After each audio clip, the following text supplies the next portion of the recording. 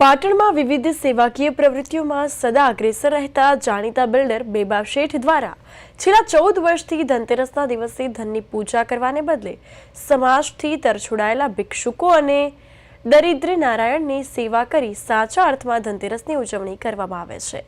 ત્યારે ચાલુ વર્ષે પોતાની તબિયત ના તંદુરસ્ત હોવા છતાં તેઓએ સેવા યજ્ઞને અવિરત ચાલુ રાખ્યો છે અને આવા દરિદ્ર નારાયણની સેવા કરી ખરા અર્થમાં ધનતેરસની ઉજવણી કરી હતી।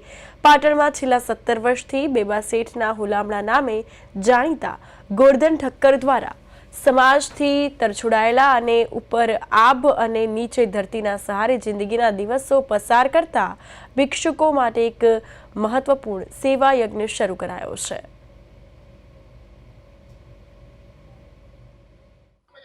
અમે છેલ્લા વર્ષોથી આ ધનતેરસ ધનની પૂજા નથી કરતા, આવી રીતે ધનતેરસ ઉજવીએ છીએ। જેટલા પાટણમાં મંદબુદ્ધિના લોકો દરિદ્ર નારાયણ હોય એમને અહીં લાવીએ છીએ, વાળ કાપીએ છીએ, એમની દાઢી કરીએ છીએ, નખ કાપીએ, નવડાવીએ, નવા કપડાં પહેરાવીએ, જમાડીએ, એમને મીઠાઈ ખવડાવીએ અને અમે વર્ષોથી લગભગ 15-16 વર્ષથી 16-17 વર્ષથી આ સેવા કરીએ છીએ।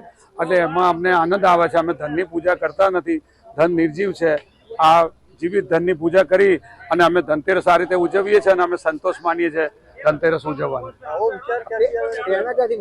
પ્રેરણા અમને આનંદીબેન પટેલ હતા, આપણા માજી મુખ્યમંત્રી।